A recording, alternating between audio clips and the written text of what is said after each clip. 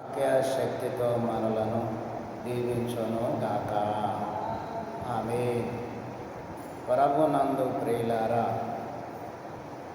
మరి ఈ యొక్క రెండవ శనివార దినమందు దేవుడు మనకు ఇట్టి తరుణాన్ని అనుగ్రహించిన దేవునికి కృతజ్ఞతాస్తుతులు చెల్లిస్తూ ఈ యొక్క మరి సమయమున కొద్ది సమయము వాక్యము ధ్యానము చేసుకుంటున్నాం గనక ఈ యొక్క అధ్యాయములో 25వ వచనములో దావీదు గారు రాజు. దావీదు గారికి ఏదీ తక్కువ లేదు, మరి ఏదీ కొదువలేదు. దేవుడు గొర్రెలు కాస్తున్న దావీదు గారిని పిలిచి ఇశ్రాయేలు జనాంగం మీద రాజుగా అభిషేకించి మరి గొప్ప అంతస్తు పనివారు గనక మంచి బహుమానములు ఇవన్నీ దేవుడు దావీదు గారికి ఇస్తూ, నీ కుటుంబాన్ని నిత్యము నా సన్నిధిలో ఇశ్రాయేలీలు జనాంగం మీద ఏలుబడిగా ఉండుటకు నేను ఏర్పాటు చేసి ఉన్నానని, నేను దీవిస్తూ ఉన్నానని దీవించాను. ఈ వాగ్దానమును బట్టి మరి దేవుడు ఎవరినైనా వాడుకుంటాడు. దేవుడు ఎవరినైనా తన పని నిమిత్తమై వాడుకుంటాడు. దేవుడు ఎవరినైనా బలపరుస్తాడు, ఎవరినైనా నడిపించుకుంటాడు. ఇది దేవుని చిత్తము. దేవుని చిత్తమునకు మనుషుడు కూడా లోబడి ఉంటే దేవుడు ఎంత గొప్ప కార్యమైనా చేసుకొనగలడు. ఇంతటి గొప్ప మహారాజైనటువంటి దావీదు గారు, ఈ దావీదు గారి కాలములో 12 గోత్రాల వారు కూడా ఒక్క కుటుంబముగానే ఒక్క దేశములోనే ఒక్క దేవుని ఆరాధించేవారు. దావీదు గారు మరి వెళ్ళిపోయిన తర్వాత సొలొమోను వచ్చాడు. సొలొమోను గారి చివరి పరిపాలన కాలములో 2గా కుటుంబాలు ఇడిపోయినాయి. ఒక యూదా గోత్రము ఒకవైపు, ఈ 11 గోత్రాల వారు ఒకవైపు ఇడిపోయారు. ఇడిపోయిన తర్వాత మరి జరిగిన సంగతులు చాలా ఉన్నాయి. ఈ యొక్క మరి వాక్యమును బట్టి యూదులు దేవునికి లోబడిన వారు, దేవునికి తన ధర్మశాస్త్రం వారికి అందించాడు దేవుడు. తప్పనిసరిగా వారు ఆజ్ఞలు అనుసరించి నడుస్తున్నటువంటి వారు. దావీదు గారు దేవుని ఏర్పాటును బట్టి చాలా గొప్ప సంగతులు రాసిరి గనక 82 అధ్యాయముల వరకు దావీదు గారే రాశారు. ఈ కీర్తనల గ్రంథము 5 భాగములు. ఈ 5 భాగములు మొదటి అధ్యాయము నుండి 80-81 అధ్యాయముల వరకు దావీదు గారే రాసిరి. ఇప్పుడు మనం చదివినటువంటి వాక్య భాగము 25వ వచనము 73 అధ్యాయము.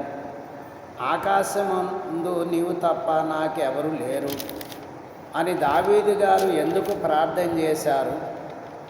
ఎందుకు ప్రార్థన చేయవలసి వచ్చింది అంటే, ఈ యొక్క అధ్యాయము రాయబడిన కాలములో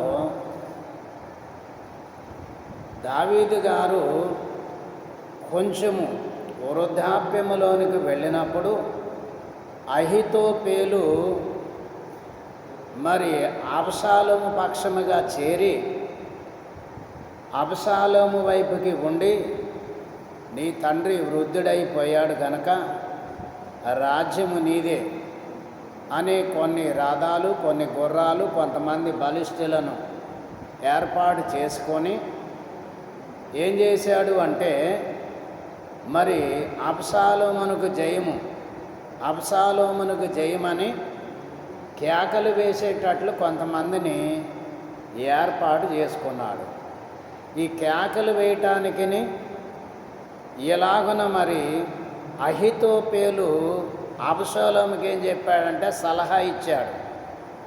ఈ సలహా ఇచ్చినందువలన ఇప్పుడు అబ్షాలోము చేతిలో నుండి తప్పించుకొని మరి తేకువ అరణ్యములోనికి వెళ్ళిపోయారు, లోయల్లోనికి వెళ్ళిపోయాడు.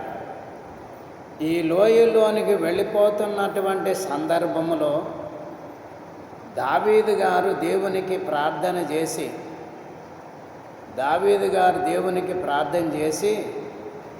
మరి అడుగుతూ ఏం చేస్తున్నాడు అంటే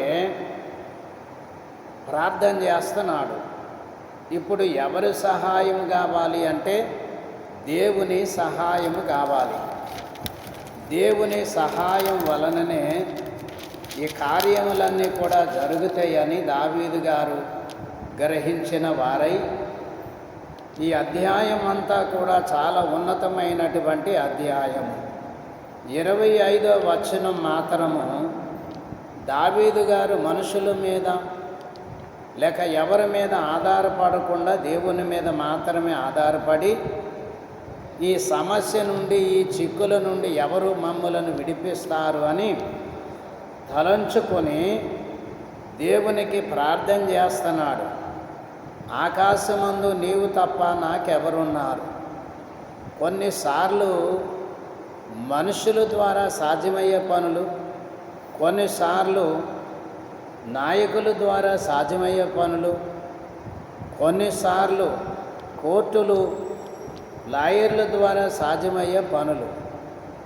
ఈ పనుల్లో ఏ ఒక్కటి కూడా సాధ్యము కానటువంటి పనులు దేవుని ద్వారా సాధ్యమవుతాయి గనక దేవుడు ఒక్కడే ఈ యొక్క కార్యములను సాధ్యపరచువాడు. ఆకాశమందున్నటువంటి దేవుడు, మరి భూమి ఆకాశము కలుగజేసిన దేవుడు, ఆకాశమందు నీవు తప్ప నాకెవరున్నారు? దావీదు గారు మరి ముందు యుద్ధం చేయటానికి 33 ఉన్నారు. 30 మంది ఒక మాదిరిగా యుద్ధం చేసేవారు. 3 మాత్రము 30 మంది కంటే బాగా యుద్ధం చేసేవారు. ఇంతమంది గొప్ప యుద్ధ వీరులు ఉన్నా దావీదు గారు దేవుని బలాన్ని ఎరిగినవాడు గనుక ఆకాశమందు నీవు తప్ప నాకెవరున్నారు? నీవు నాకుండగా లోకములోనిది ఏదియూ నాకు అక్కర్లేదు. దేవుడు నీవు నాకుండగా లోకములోనిది ఏది నాకు అక్కర్లేదని దావీదు గారి యొక్క అనుభవములో ఎన్ని ఉన్నా కానీ దేవుని యొక్క కార్యములే గొప్పవి అని దేవుని తట్టే మరి తిరిగిన వాడయ్యాడు.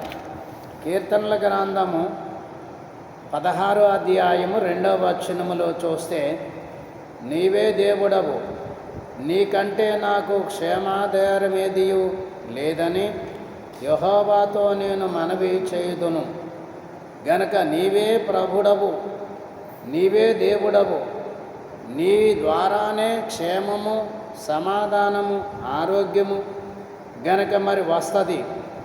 మరి నీ ద్వారానే యెహోవాతో నేను మనవి చేయుదును. దేవునికి నేను ఇలాగ మనవి చేస్తున్నాను, దేవుని ద్వారానే మరి గొప్ప కార్యములు జరుగుతాయి అని దావీదు గారు నమ్మి విశ్వసించి అలాగున దేవుని గొప్ప ఏర్పాటులో ఉండుటకును నడుచుటకును మరి దేవుని తప్ప మరి ఏమీయో కూడా ముందర పెట్టుకున్నవాడు కాడు గనక దేవుడు అంత గొప్ప కార్యములు జరిగించేవాడని దేవునికి మాత్రమే ప్రార్థన చేసినటువంటి వాడు. అలాగే కీర్తనల గ్రంథము 63వ అధ్యాయము 3వ వచనము, 63వ అధ్యాయము 3వ వచనములో చూస్తే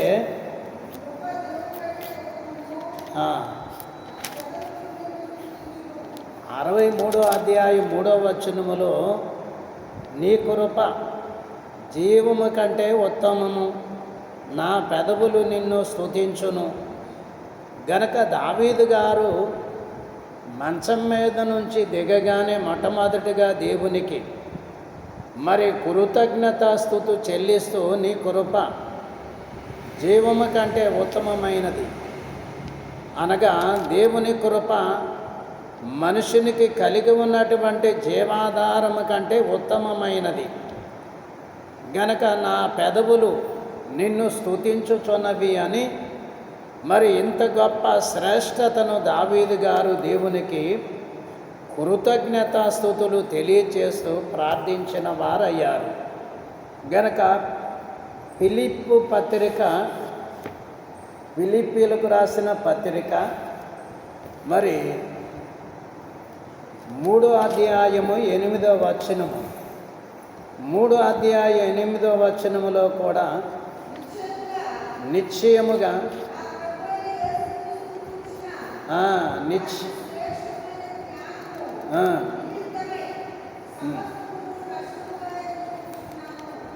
గనక పౌలు గారు కూడా ఎంత మంచి ఉన్నను ఎంత మంచివైనను వాటిని నష్టముగా ఎంచుకొని ప్రభువు మాత్రమే గొప్పవాడు అని అనేక పర్యాయములు పౌలు గారు సంఘమునకు తెలియచేస్తూ నిశ్చయముగా నా ప్రభువైన యేసు క్రీస్తును గూర్చిన అతి శ్రేష్టమైన జ్ఞానము నిమిత్తము అనగా దేవుడిచ్చినటువంటి పరిశుద్ధమైనటువంటి ఏర్పాటును బట్టి మరి అన్నీ కూడా ఏం చేసుకున్నాడంటే నష్టముగా ఎంచుకున్నాడు. క్రీస్తే సర్వము, బంగారము, ఆస్తి, ధనము, మనుషులు కాదు, కానీ దేవుని గొప్ప ఏర్పాటును బట్టి అన్నీ నష్టముగా ఎంచుకొని దేవుని మాత్రమే గొప్పగా మరి ఎంచుకున్నాడు పౌలు గారు. అలాగే దావీదు గారు కూడా అన్నిటినీ వ్యర్థముగా ఎంచుకొని దేవుని కృపను సత్యమును మాత్రమే గొప్పగా ఎంచుకున్నటువంటి దేవుడు అని ఆయనను నిత్యము కూడా కొనియాడి స్తుతించినటువంటి వాడు. ఇది గొప్ప ఏర్పాటు. ఇది అనుభవాన్ని బట్టి కలిగిన సంగతులే కానీ అనుభవము లేకుండా కలిగినవి కాదు అని చెప్పడానికి వారి యొక్క అనుభవము, జీవితము సాక్ష్యము. అలాగే కీర్తన గ్రంథం 16వ అధ్యాయము 5వ వచనమునందు దేవుడు ఇలాగ సెలవిచ్చినటువంటి మాట మనం గ్రహిస్తాం.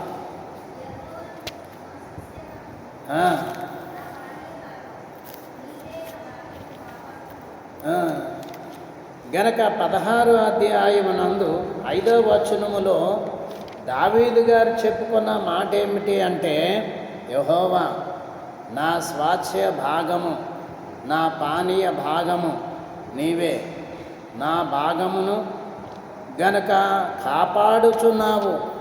దేవుడు మరి దావీదు గారికి ఏమై ఉన్నాడంటే, దేవుడే దావీదు గారికి స్వాస్థ్య భాగము గనక స్వాస్థ్య భాగము, రెండవది పానీయ భాగము, మూడవది నీవే నా భాగమును కాపాడుచున్నావు. దేవుడిచ్చినటువంటి ఈ యొక్క దివ్యమైన భాగ్యములు దేవుడే ఇచ్చాడు.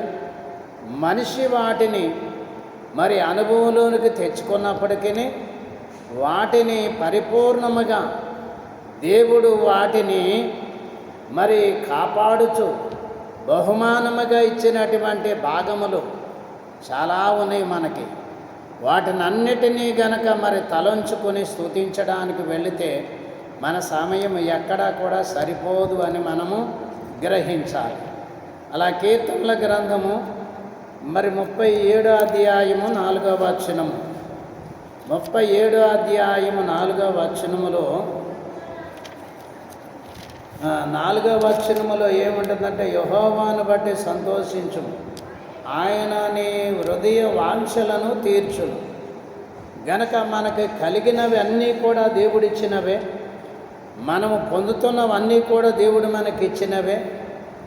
అయినను యెహోవాను బట్టి సంతోషించుము. దేవుడు మనకిచ్చిన వాటిని బట్టి స్తుతించాలి.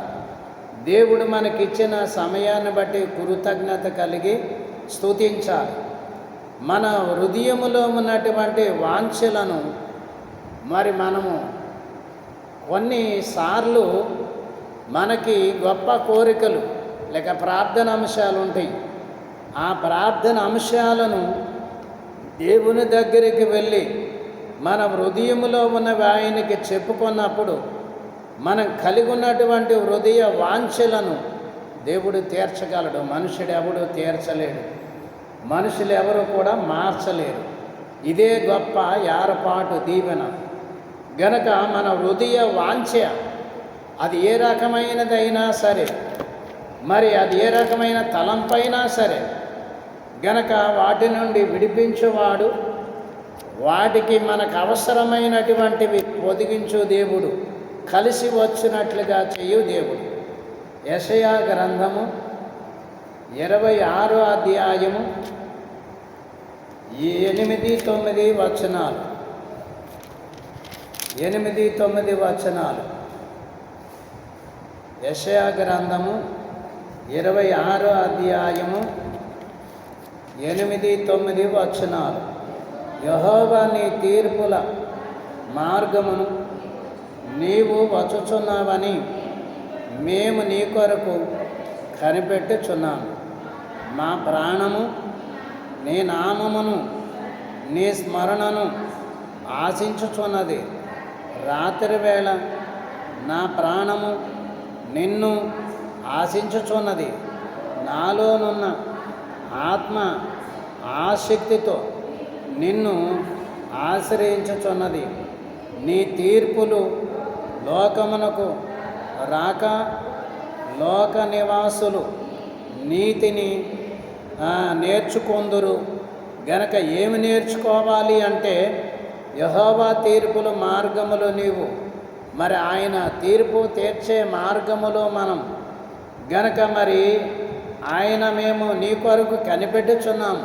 కనిపెట్టాలి ప్రార్థన చేసి. గనక కనిపెట్టాలి. కనిపెట్టినప్పుడు మా ప్రాణము నీ నామమును నీ స్మరణను ఆశించుచో ఉన్నది. గనక ప్రాణము దేవుని యొక్క నామమును స్తుతించుచు స్మరించుచు గనక మరి సంతోషించుచు ఆశించుచున్నట్లు మరి రాత్రి వేళ నా ప్రాణము నిన్ను ఆశించుచున్నది. నాలోనున్న ఆత్మ ఆసక్తితో నిన్ను ఆశ్రయించుచున్నది. మనము దేవుని ఆశ్రయించుతున్నాము.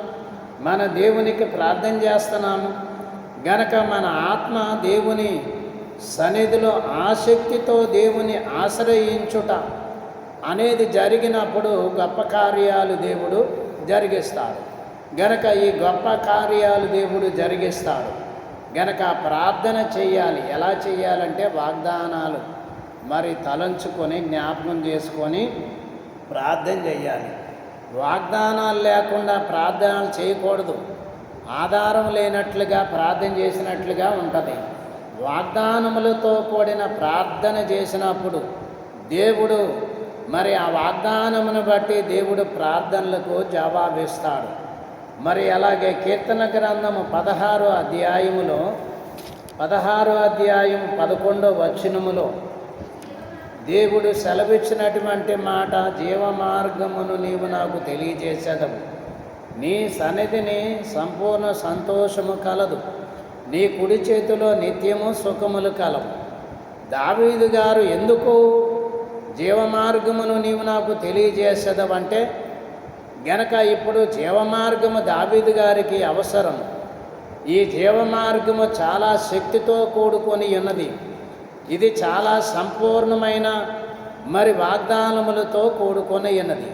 అది దావీదు గారికి దేవుడు అందించాలంటే దావీదు గారు కూడా పరిపూర్ణంగా దేవుని తట్టు తిరిగి ఉండాలి. గనక ఆ యొక్క మార్గం ఎక్కడ దొరుకుద్దంటే దేవుని సన్నిధిలోనే దొరుకుద్ది. దేవుని వాగ్దానములను బట్టి దొరుకుద్ది. గనక మరి సంపూర్ణమైన సంతోషము కలదు. ఎన్ని సమస్యలున్నా కానీ వాక్యాన్ని చదివితే వచ్చే సంతోషం వేరు. ఎన్ని ఆటంకాలున్నా కానీ ప్రార్థనలో ఉండగా వచ్చిన సంతోషం వేరు. ఎన్ని ఇబ్బందులు ఉన్నా దేవుని దగ్గర కనిపెట్టుకొని ఉన్నటువంటి సందర్భములో వచ్చే సంతోషం వేరు.